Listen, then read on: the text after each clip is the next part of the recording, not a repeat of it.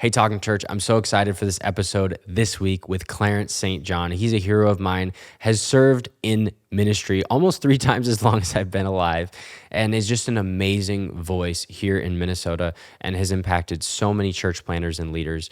And unfortunately, we made a mistake, and in the shuffle of new studio and everything, we lost the video footage. And I know you say, how could you make that mistake?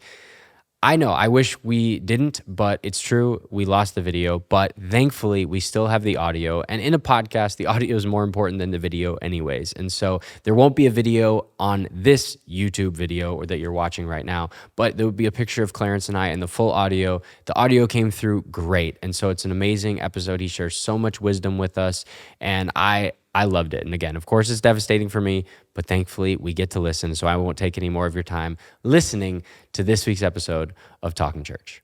Well, Pastor Clarence, it is a joy to have you on Talking Church today. It's my privilege to be here. Thank you for the invitation. You have been the Minnesota superintendent for many years. You transitioned that a few years ago to Pastor Mark, actually more than a few years ago now, but you've been pastoring for quite a long time. How many years have you been pastoring? 57. 57. So just a few more than me. You've got me by 50. And so I was just talking earlier that I go on my pastoral sabbatical at 7 years, right? And excited about that. But you've got me by 50. And I asked you to be on, and I'm honored that you have, because you've been not only been a pastor for 57 years, you've pastored other pastors, you've been in a pastoral role, you've been a superintendent. Even, and maybe you can tell the story, but even as you were walking through our building, you said, I remember the day when Pastor Rob said, I want to start a church. Maybe we can start there when that happened, and we'll go from there. Well, I have this crazy question that I ask everybody when they say this: what makes you think you can start a church? And he said, well, I have 4 people that are going to start with me. We're all going to work, and we're all going to make it happen together.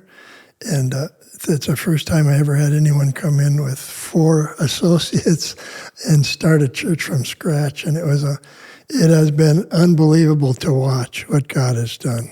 And Rob was a called person, and he and his wife have set the stage and have role modeled for so many other people. And one of the things that I've appreciated is along the journey, people do sometimes when you're the leader, there's a little bit of resentment or competition, but Rob had a way of diffusing that and helping people. If someone thought he shouldn't be doing what he did, he just reached out to help them. He erased all that. And this church is a blessing here in Minnesota, in our neighborhoods, and around the world. It's just fun to see what God's doing. Well, and so I was at the 25th anniversary. He included me in a lot of things over the years, and so it's been fun, really fun. Well, we're so grateful for your part of that story in there. We recorded an episode where Pastor Rob and Pastor Joe Anderson talked about disagreements that they had gotten in. You were involved in trying to help mend those things, and you've been involved in many of the stories over the years. What do you think is, you mentioned when people disagree. I think there's a lot of pastors that are listening, people in the church, that it's easy for them to have church rivalry, where it's my church against your church. Right. You, for many years, were in a position where you represented hundreds of churches, or at least were trying to bring them together and have unity. You've been in settings all across nationally as well. What do you think are the core components of a church that doesn't fight against each other churches or has that rivalry mentality versus, you said, well, hey, it seems like Pastor Rob's avoided that. There's many others that have as well. What are the components? First of all, if you know who you are, I think a lot of people they don't know their gifts, they don't know what their position is. If you know who you are, and just be yourself. And one of my things is, why don't you be you? And if everyone would be themselves, you lose the competition, because there's no one to compete against, because you're just doing what God called you to do. And one of the things this is going down a little different road, but one of the things that the Lord told me when I started is kind of scary. He said, I want you to fix every church that's ruining pastors and every pastor that's ruining churches, because you're going to stand before me and answer for that someday. So I thought, I didn't sign up for this, but responsibility would be to. So I love to be a problem solver, and I think as a superintendent, my responsibility was to fix problems. So sometimes there's confrontation, and sometimes there's things that you'd rather not do. But the Lord reminded me when there are problems, somebody's got to fix them. So I'd wade in over my head a lot of times to try to help people, and sometimes it was appreciated, and sometimes it wasn't. But it's been a good journey. I actually got up and loved to go to work every day. Try to make it fun. It's never changed. I mean, 57 years, you've had ups and downs, and you're still doing it. Yeah, it's fun. Now you're in a role where you get to serve a lot of other pastors, and you've interim pastors and stepping in. What do you think is maybe the way that an interim pastor, maybe there's somebody listening who that is their role. They're in interim. Maybe you would, but you're probably not saying, no, I want to be the pastor of this church for the next 20 years. How do you transition that well, whether it's coming off of a moral failure or a pastor that didn't work out, or somebody that, is saying, I don't know if I'm built for this, that there's a congregation there that you need to pastor and steward, but you also are looking ahead. What is your posture as you're in that position of interim? Well, one of the things that I felt like the Lord wanted me to do as I was superintendent would be to train interims. And the first thing we do is fix the problem before you look for a pastor. And so every church has a few things to iron out, or a few wrinkles in the system. And so we try to address the negative things and get it ready for the next guy to have a positive beginning. And so our first thing we do is work on the issues we see. The church I'm in right now did have a moral failure, and it really devastated the staff and the board. They were caught off guard, but the Lord's helping us, and we move on to the next level, and we find someone that wants to come into that setting. And so next week we have an interview with someone. So it's exciting. And so I've been at 7 different campuses, and every one of them are kind of exploding because we shoot high and we hire the best. And actually, I come to Chris and to Darren, over at Emmanuel. I come to those 2 guys. Here's what I say: you guys hire the best across the country. You're hiring the best. If someone isn't working or someone doesn't fit, why don't you send them down to the B team and we'll take them? So, because this church has a reputation of having the best team. And so then many times I just talked to the pastor in Owatonna, and he came from one of these campuses, and he said he's doubled it since he's been there in a year and a half. And so it's fun for me to go to you guys and say, because everybody doesn't fit the system, mm-hmm. and everybody, we're all different. And so I love to take the people that you hire, and in fact, I asked your dad the other day if I could, have one of the guys come over and we talk it over. And he's very generous. Sometimes he says yes, and sometimes he says, not right now, but later. Yeah, I think the kingdom mindset is something that, being a part of a fellowship like the AG that we are, you're not forced to have that mindset, but I think it does broaden your horizons a bit to say, no, I'm a part of something that I want them to do well, and I want me to do well. Now, it doesn't mean there's never any messes involved, but I also think for me, and I'm sure, again, as you have 50 more years on me in ministry, but I've grown up in the church, and so yes, I've only been on staff for 7, but my whole life I've seen it. One of the most rewarding things has been seeing all the people who aren't on staff anymore, who are doing amazing things for God, and who are leading churches and planting churches. We actually saw at our conference that we had this summer, there's dozens of people that used to be on staff that are bringing their teams to come to our conference. Right. And I love that there's that relationship there of, no, I'm going to stay in the flow. I'm going to stay with what God's doing. God's called me to a different place, but I love seeing them. I love celebrating their wins. Like, their win is my win. And I just think it's something that I've seen Pastor Rob embody, but it's something I think our whole district has tried to embody too. What I'm curious, this is a question I've had for you for a while, and I think it'd be interesting for those listening. In 57 years, what are the biggest changes that you see that people are dealing with in congregations from when you started 57 years ago to now? Is it honestly, it feels very similar? People are struggling with the same things, or it's vastly different? Pastoring is so much different, more challenging, less challenging. What would you say as you've seen over the 57 years that people, how they struggle or what they process through? First of all, I struggled with, we used to have Sunday morning, Sunday night, Sunday school, Wednesday night, and I always said it's not going to stop on my watch. But a lot of things stopped on my watch because God has a timing, and God has different seasons for the church, and so I hated to see Sunday night go because it was a great altar time for us. I hated to see some of the programs go. Royal Rangers kind of went it's a different way, but so that kind of a thing was just kind of a church by church situation. But some of the things that I think Minnesota has kind of led the way in is I insist that we celebrate other people's wins. And I remember when your church was exploding, and I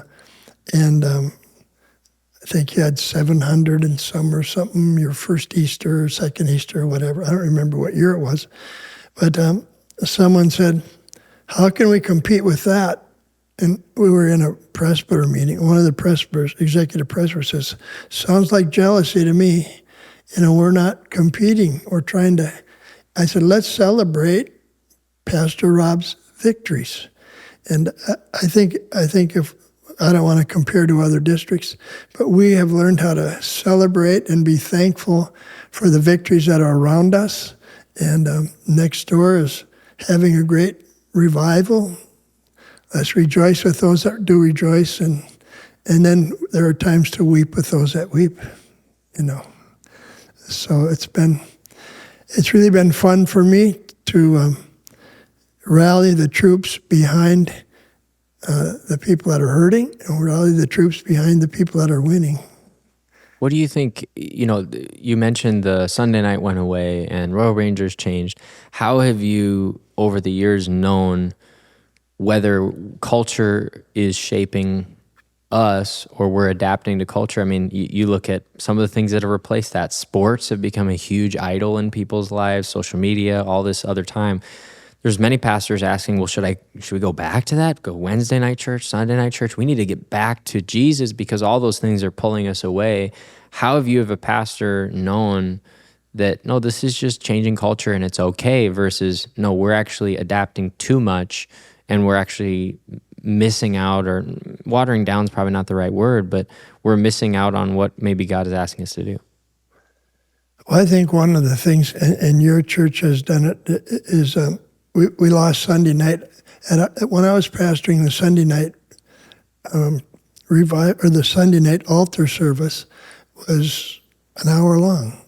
We don't have that. We don't have anything like that. But what your church has done here is you've taken the Alpha and had the Alpha weekends, and you've had create things where can replace what we used to have. And some of it was endurance test. After a while, if it's not working, you should do something else. But I think what's made it work is people are more creative now, and they're creating things that we didn't have before, and it replaces what we wish we hadn't lost.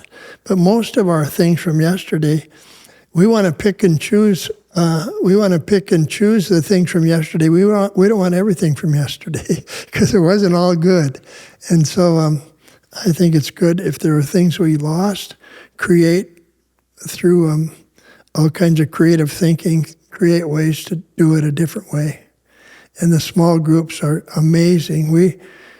Back when I was in church, we didn't have small groups when I was pastoring, because we tried it on the Iron Range, but we were in the mining system had 3 shifts, and it was just chaotic. So we did it differently. But I think the small groups have replaced some of the things, and there's more relationship a lot of times than we had before, and so we flow with the times without compromising. Mm-hmm. And I don't think we've done everything right, but we try, Mm-hmm. So when you think about your time in ministry, what were some of the hardest moments for you to sustain yourself through? Again, to minister for 57 years, there had to be moments, of course, that were very low, that felt like I'm ready to quit. I don't know that I'm built for this. Maybe there's moments that you can share about that, or how you felt like you sustained yourself through, because we see the stats, and it's the amount of pastors that are burning out, the amount of pastors that would quit if they felt like they could do something else, if they had the financial reality to quit, they would. All those stats keep getting worse and worse, and maybe it's because people feel more comfortable sharing them, but I think by and large it's getting more and more stressful with social media, with the expectations people have of their pastors, the political climate. How did you sustain that in some of your hardest moments? Well, being German, I never thought about quitting.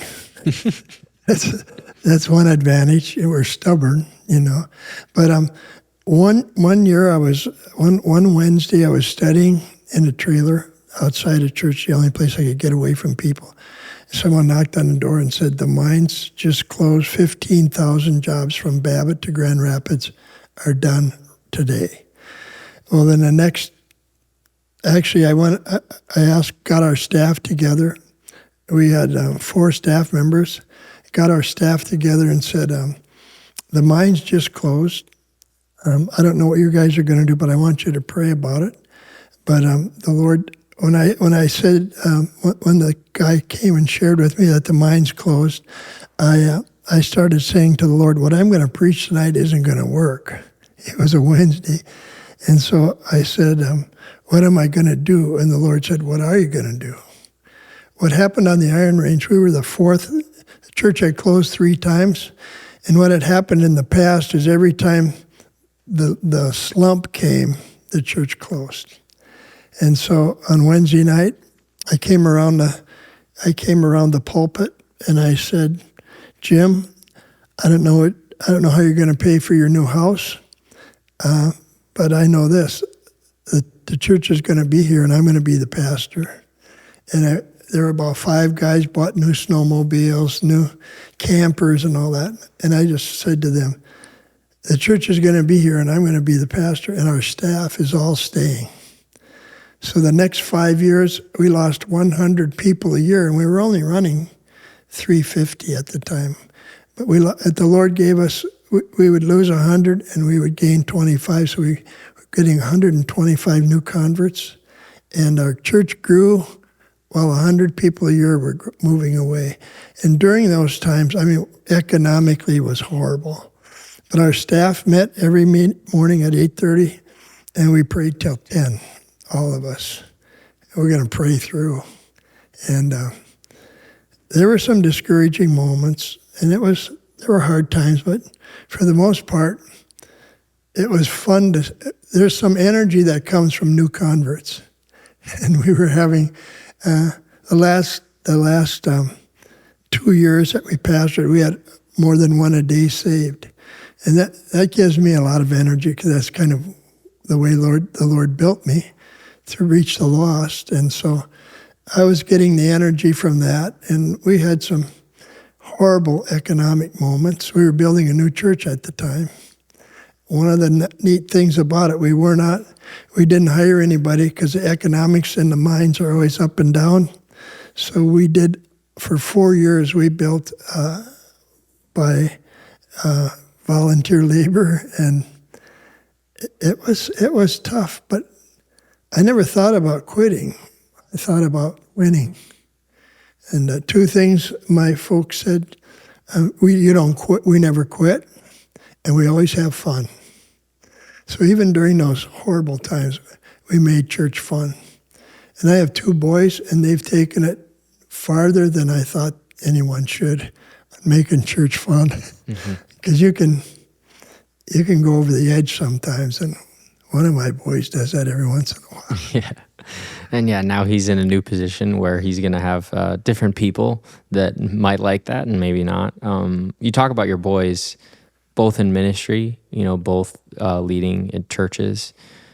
What did you see in the midst of those times, leading as a pastor, to now have, for me, my brother and I were both in ministry, we're serving, there's some similarities. What were things you did with your boys that you felt allowed them to be serving in ministry? Again, I don't know all of the extents of their stories, whether they, walked away from God ever, but they're both serving in that way, pastoring, leading.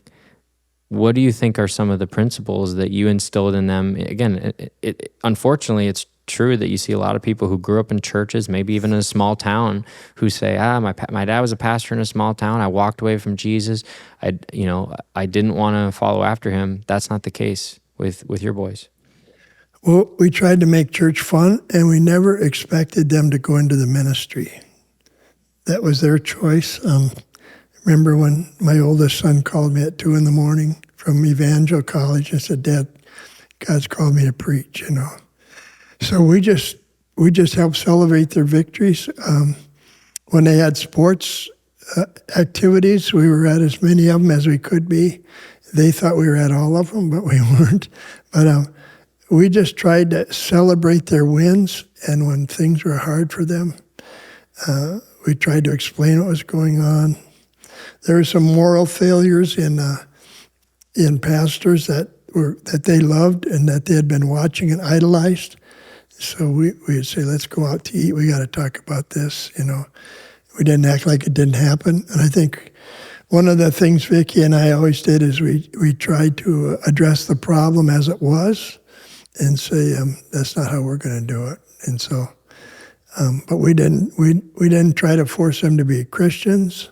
Didn't try to force them into the ministry. We let God do that, and we just had fun going through high school, their colleges. We celebrated with them, and Kirby went to Evangel, and he hated it. He said, "Dad, come and get me." And so he finished 1 year and then came up, and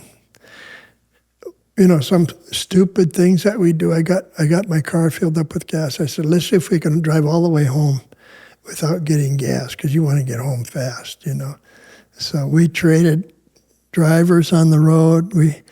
And ran out of gas a half a mile from our house. And I said, "Go get the other car." Well, something happened, to the carburetor. I started it up and made it home.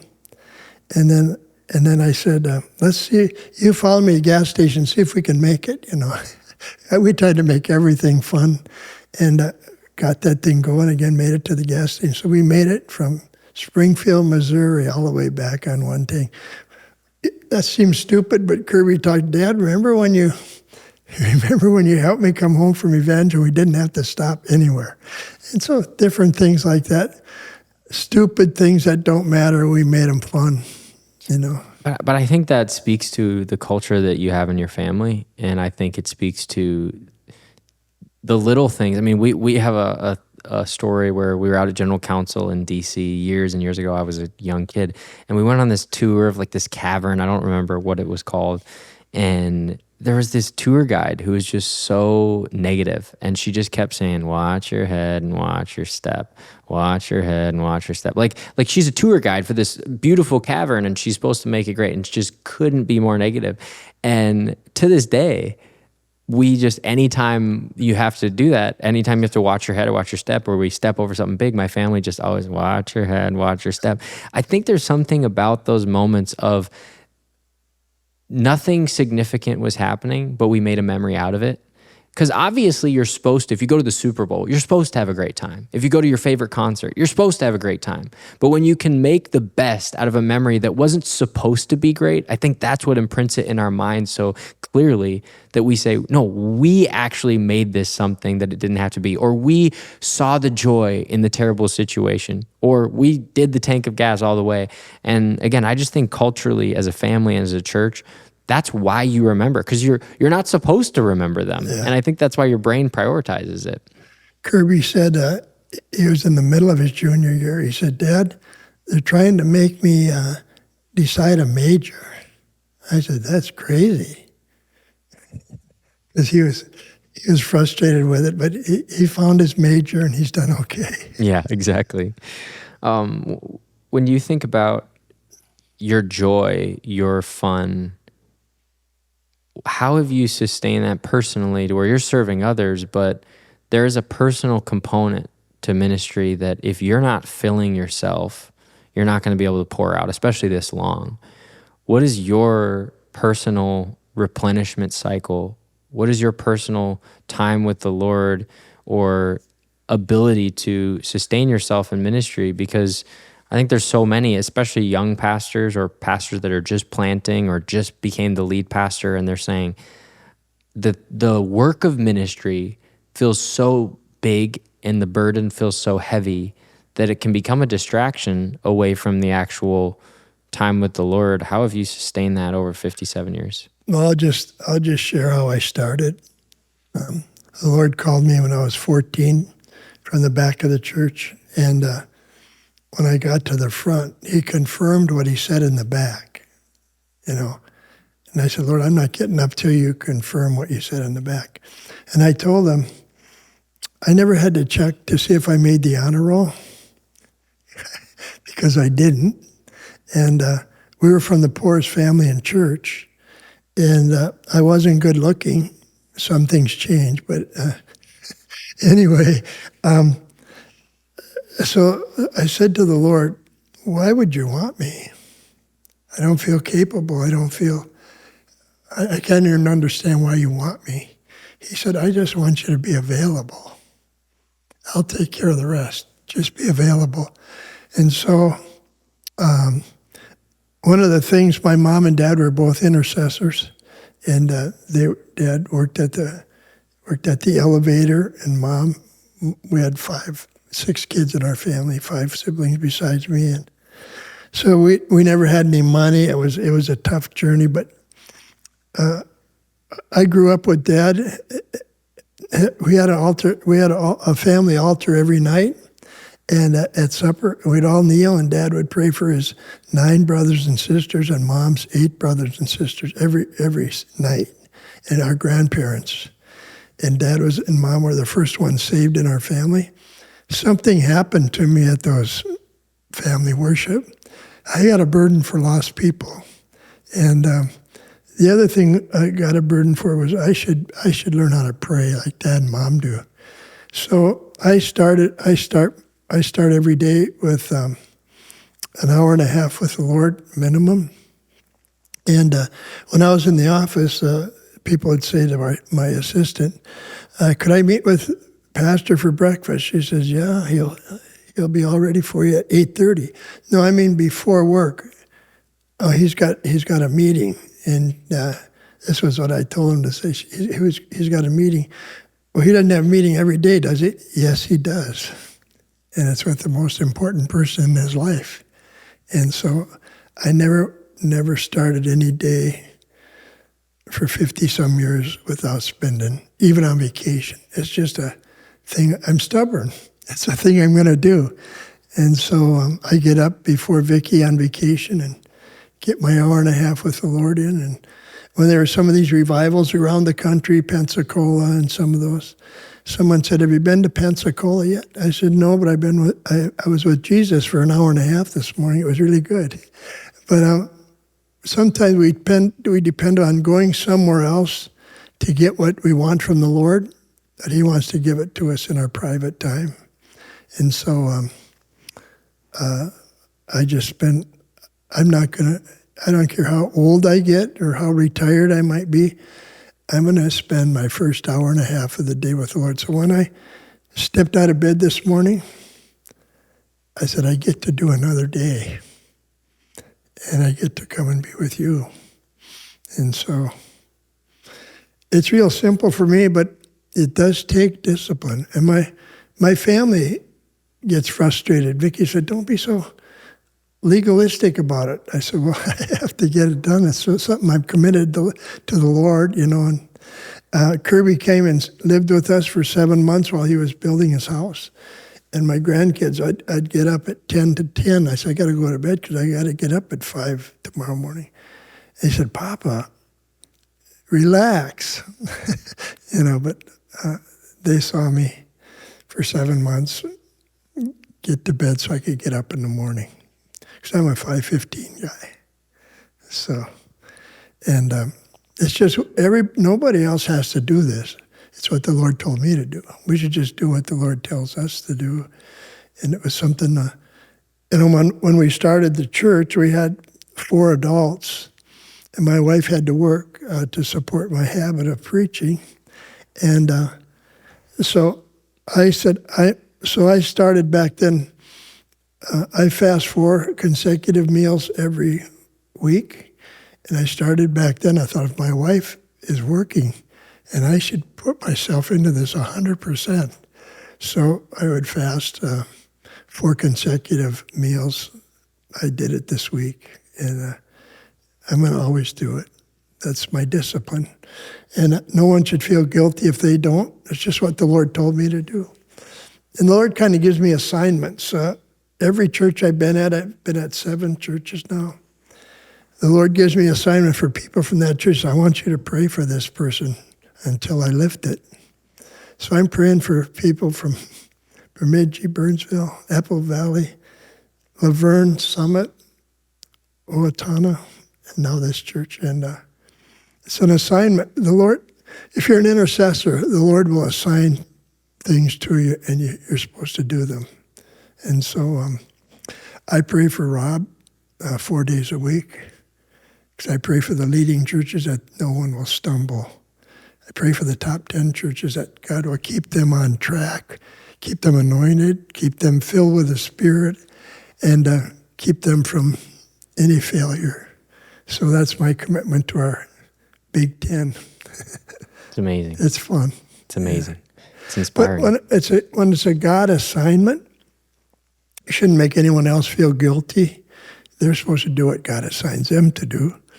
And some people say, well, I couldn't do that. I didn't say you should. The Lord will tell you what you should do. And once the Lord's given me an assignment, I'm not gonna give up until He changes it. So that's kind of I'm just kind of different, but I like being different. I'm just going to be me, and it's amazing. It's fun. You talked about the identity piece of owning who you are. As you get a chance to sit down with a lot of young pastors who are stepping into their call in ministry, you help work with the credentialing in the assemblies, you're doing interviews. What would be your advice? Again, you talked about own who you are, know who you are, and maybe the message is just continuing to repeat that. But your advice to young pastors who maybe are started, I've been in for 7 years of ministry, maybe there's others who are 7 months in or 7 weeks in. What would be your advice to them as you look ahead to their future trajectory in ministry, that they want to have that longevity? How would you guide them as they're early on? First, I think you have to start knowing who you are and why you do what you do. I was pastoring, and there were 4 pastors in our service that day, and we only had like 40 people. And I was teaching Sunday school, and one of the pastors said, I said, my style is to do the stuff I love first, and then I'll be disciplined to get the rest of it done. And he interrupted me in my church and said, no, you should do the hard things first. Well, as I watched his life, he always did the hard things first. He never did anything. I think God gives us things we love to do. And what we have to do a lot of things we don't like to do, but if we find the things we love to do and start flowing in them and start handing off, one of my biggest weaknesses is to empower and release. I empowered and released way before I should have, but I gave away stuff I wasn't good at, and I kept the stuff I loved. And so I just want to challenge people that are just starting in the ministry. You don't have to do everything you're not equipped for. Sometimes we have to do some of that. But do everything you can with all your heart, all your soul, and all your strength, and hand stuff off. A lot of our pastors, they don't hand things off. I gave away everything I could. And I was just with one of our former staff members, Roger Stacy, this morning. And someone said, "How do you get so much done?" I said, "I got a lot of great guys around me, and I give them everything that they're good at." And so a lot of our staff is better than we are in a lot of things, but we won't let them excel.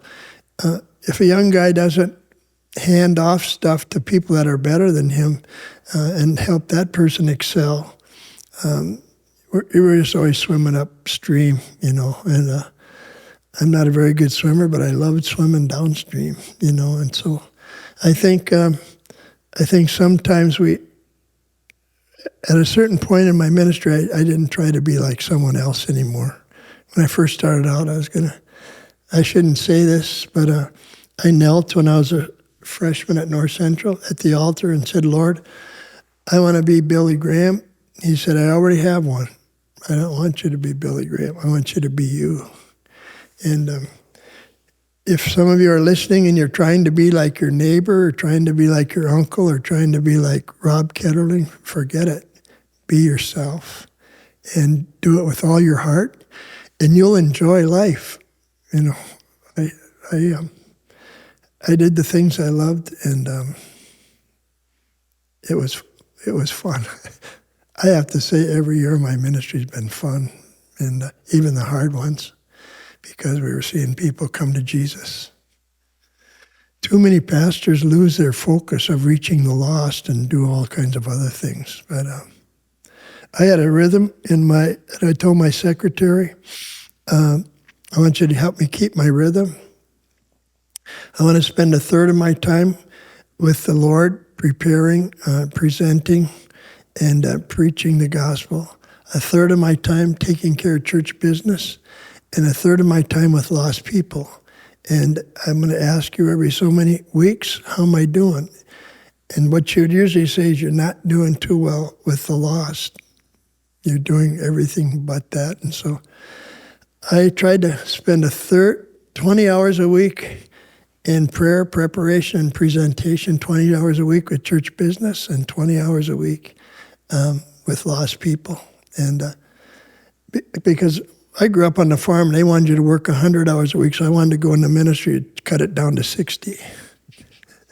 So that's been my dream, and everybody doesn't have to be like me, but that was my rhythm, and so the other thing that has helped is you should have a rhythm of a Sabbath, and too many people they burn out because they don't have a Sabbath. And so I'm really excited about you taking a sabbatical. Thank you. A lot of young people never tried that. I hope it's the most fruitful thing you ever have done so far. Thank you.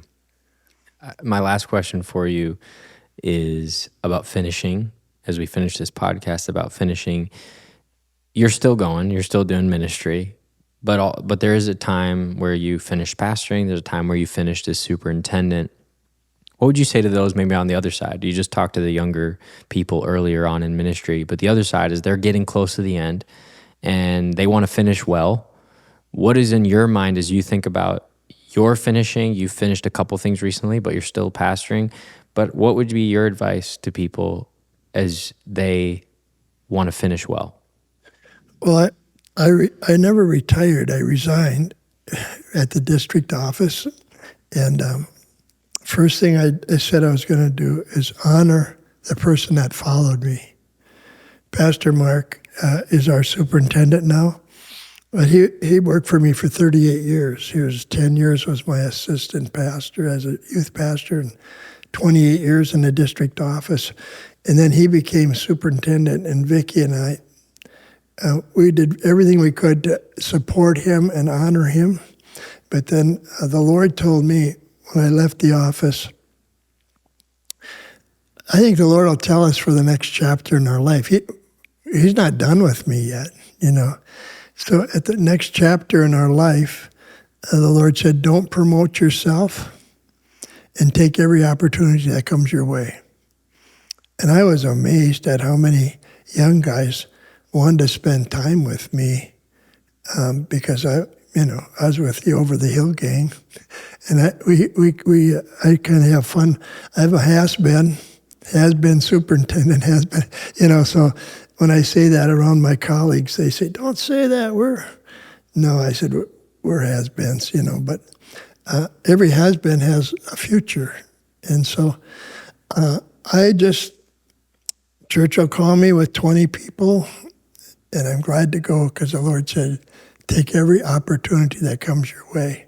And to be honest with you about this, what we're doing right now, it's intimidating to me because it's not what I do. But when you ask me to do it, I want to do it because it's an opportunity. The Lord said, do everything that comes your way. And so every once in a while, my wife will say, it looks like you're going to try to promote yourself. Don't do that. I want to just say one more thing. A lot of times our wives don't get the credit.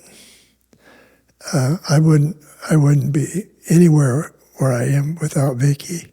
She's amazing and supportive, and all of my overheads and all of my video stuff and all that. She spends more time on that than I do getting the message ready because it takes so much time, and I don't know how to do any of that stuff. So if never take advantage or never live your life without appreciating how much your wife means and what you're doing. The partner. Some of you are ladies with ministry, ordained people, and your husband is a great part. And it's just we're partners, and I really am so thankful for Vicki. She's half German too, so she keeps me in line. But so I'm just thankful, and God has helped me to have someone that was supporting what I was doing, and then I supported. She had a great ministry of herself, and I would spend a lot of time helping her be successful. It's a team effort, isn't it? Mm-hmm. Yeah, it's amazing. So. Well, Pastor Clarence, I'm honored that you said yes to be here, even though the Lord told you that you had to do it. I'm still glad that you did. And that you said this is your first podcast you've ever done?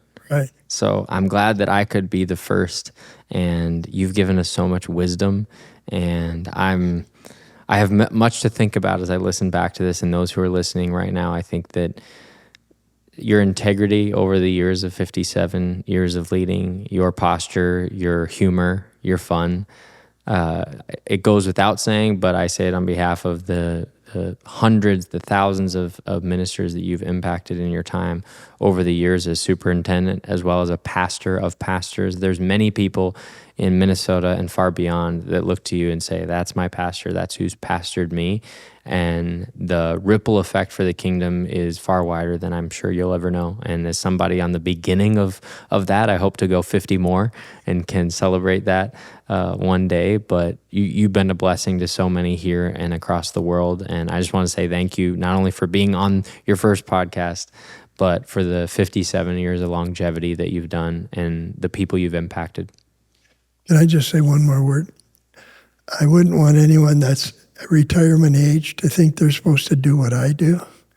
I think you should do what God guides you to, what your wife's comfortable with, what your family's comfortable with.